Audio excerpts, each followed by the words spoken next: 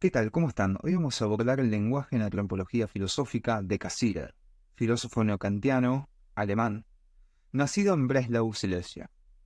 Estudió en Berlín, en Leipzig, Heidelberg y Marburgo, donde fue discípulo de Cohen y donde escribió una tesis de doctorado sobre crítica cartesiana del conocimiento matemático y físico en 1899. En antropología filosófica, Cassirer refiere algunas definiciones fundamentales de Uexküll, biólogo y filósofo. Muy relevante, su nombre completo es Jakob Johann von Uexküll, vivió entre 1864 y 1944, es considerado uno de los pioneros de la etología antes de Konrad Lorenz. La etología es la rama de la biología y de la psicología experimental que estudia el comportamiento de los animales en sus medios naturales en situación de libertad. Sin embargo, también los estudia en situación de laboratorio, aunque son mucho más conocidos los estudios de campo. A Uexküll se le considera el fundador de la biosemiótica. Su contribución más notable fue la noción de Umwelt. Umwelt significa entorno en alemán, es decir, el mundo de la percepción de los animales en relación con su medio ambiente. Uexküll postula que si conocemos la estructura anatómica de un animal, estamos en condiciones de reconocer su modo especial de experiencias. Así, cada organismo se encuentra adaptado a partir de dos sistemas, receptor y efector, a partir de los cuales recibe estímulos y reacciona al entorno. La relación entre ambos sistemas, el efector y el receptor, es llamada círculo funcional. Cassirer parte de esto y postula que si bien estos desarrollos se aplican al ser humano, el mismo no puede ser reducido a estos sistemas, en tanto falta un elemento determinante que ha ampliado su círculo funcional, el sistema simbólico. A partir de este sistema, el ser humano vive una realidad más amplia que supone no una respuesta directa e inmediata al estímulo, sino una respuesta indirecta inmediata, que genera un universo simbólico, y no solo físico. Este elemento permite modificar la definición tradicional de ser humano como animal racional y postular que el ser humano es un animal simbólico. En el capítulo 3, al haber definido el ser humano como animal simbólico, ahora Cassirer necesitará circunscribir dicha definición y determinar si se reduce al ser humano o, caso contrario, en qué se diferencia el simbolismo humano de otros modos de comportamiento simbólico del reino animal. Para esto, Cassirer establece una serie de distinciones. Distingue entre el lenguaje emotivo, propio del animal, y proposicional, propio del hombre.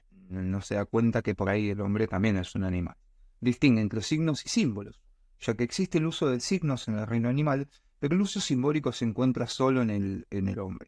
Y distingue entre imaginación e inteligencia práctica propia de los animales e imaginación e inteligencia simbólica propia del ser humano. La realidad es que el simbolismo no solamente se encuentra en el ser humano, sino que hay algunos animales del reino animal que tienen capacidad de lenguaje simbólico. El principio del simbolismo, con su variabilidad y universalidad, su validez, su aplicabilidad general, es el rasgo distintivo de la cultura humana, según Cassirer. Pero un símbolo no solo es universal, sino extremadamente variable, a diferencia del signo, que es fijo y está relacionado a cada cosa en particular. Como consecuencia, aparece la dependencia en que se oye el pensamiento relacional con el pensamiento simbólico. En el ser humano se ha desarrollado una capacidad para aislar relaciones, para considerarlas en su sentido. La apreciación del ser humano en términos simbólicos en el capítulo 6 lleva a considerarlo en términos culturales. De este punto se hace necesario determinar la naturaleza humana, y para esto no se puede apelar a la individualidad, sino extender dicha comprensión a un plano más amplio, que será el plano político y social, en definitiva, al Estado, va a decir Cassirer. Pero el ser humano no se reduce a este, en tanto hay otras formas de organizaciones político-sociales que son previas al Estado, que ordenan el universo cultural del ser humano. Estas organizaciones y sistematizaciones se encuentran en el lenguaje, el mito, la religión y el arte. Cassirer, por su parte, propone en su filosofía de las formas simbólicas, a partir del supuesto de que si existe alguna definición de la naturaleza o esencia del hombre, debe ser entendida como una definición funcional y no sustancial, a diferencia de muchas de las teorías precedentes. La característica distintiva del ser humano es su obra, y es así como los aspectos simbólicos, como el lenguaje, el mito, la religión, se hallan unidos no por un vínculo sustancial, sino funcional. Saltamos al capítulo 12. Dicha unidad, en un foco común de las expresiones humanas en el plano simbólico, supone no apelar a la materialidad de los fenómenos, sino a su forma. Los hechos son reducidos a formas, y se supone que éstas poseen una unidad interna. Ese foco común, entendido como unidad, no presupone una unidad sustancial del ser humano, sino funcional.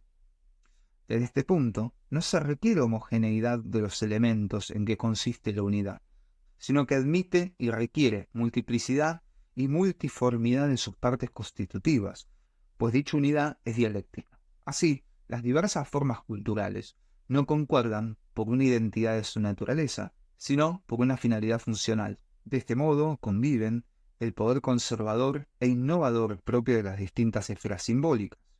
El lenguaje, el arte, la religión, la ciencia.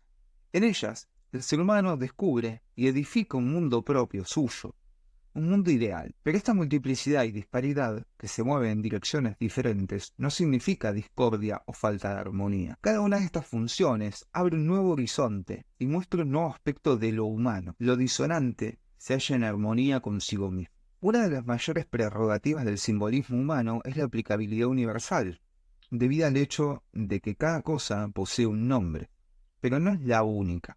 Existe la característica de los símbolos que acompaña y completa esta y forma su necesario correlato. Un símbolo no solo es universal, sino extremadamente variable. Puede expresar el mismo sentido en idiomas diversos, y aún dentro de los límites de un solo idioma.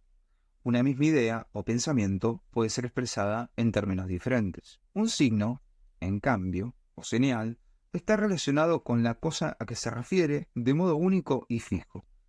Todo signo concreto e individual se refiere a una cierta cosa individual. La aplicabilidad universal y la variabilidad como características de los símbolos permiten la abstracción y la no reducción a lo individual de la experiencia, de modo que la importancia de la universalización y variabilidad como prerrogativas de la simbolización viene dada por el hecho de que sin estas características no hay saber posible.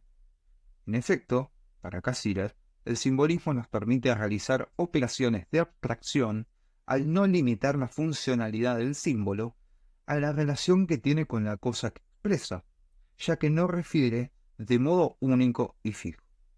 Dicha abstracción es condición de posibilidad para establecer relaciones, ya que sin un sistema complejo de símbolos, el pensamiento relacional no se produciría y mucho menos alcanzaría su pleno desarrollo.